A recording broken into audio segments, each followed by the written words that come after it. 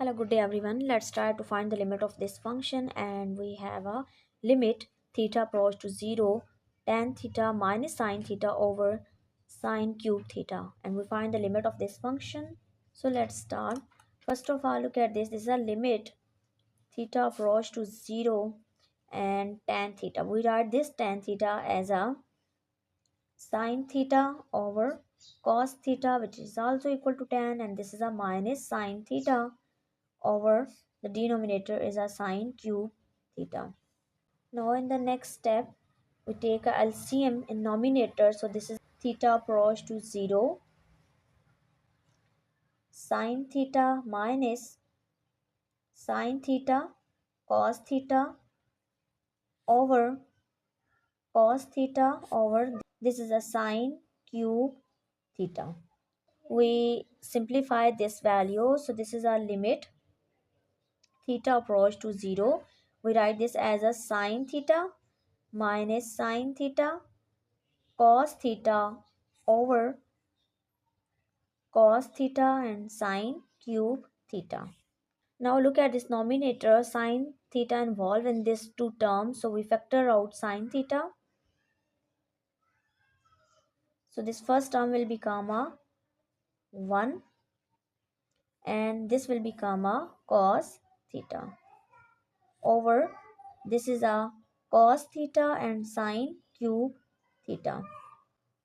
Now on the next step, this sine theta and this sine theta will cancel, and here just we get a sine square theta. So this is a limit theta approach to 0.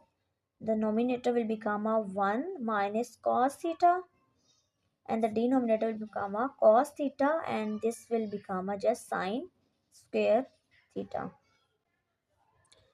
And in the next step, we know that sine square theta is equal to 1 minus cos square theta. So we copy the remaining value 1 minus cos theta over this is a cos theta, and sine square theta is equal to 1 minus cos square theta.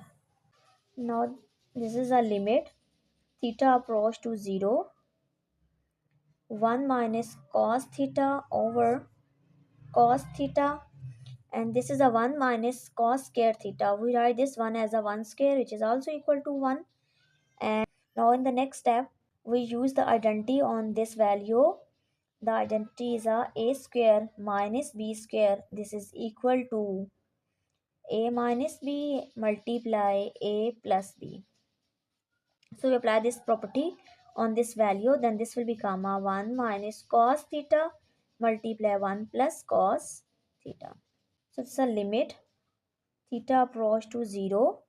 In the next step, 1 minus cos theta in numerator and 1 minus cos theta and denominator will cancel. So we get a 1 over cos theta multiply 1 plus cos theta. So we write this as a limit theta approach to 0 1 over cos theta multiply 1 over 1 plus cos theta. Now we separate this limit with this function and after that on this function. So it's a limit theta approach to 0 1 over cos theta multiply limit theta approach to 0 1 over 1 plus cos theta. Now we apply the limit. So this will become a 1 over cos theta approach to 0. So here we write a 0 multiply 1 over 1 plus cos theta approach to 0. So we write a 0. And cos 0 is equal to 1. So this will become a 1 over 1 and this will become a 1 over 1 plus 1. Now this is a 1 over 1. This will become a 1 over 1 plus 1 is a 2. So it's a 1 over 2. Now multiply this, then we get a 1 over 2. So this implies the limit of this function is 1 over 2. And this is our solution and we have done. Thank you.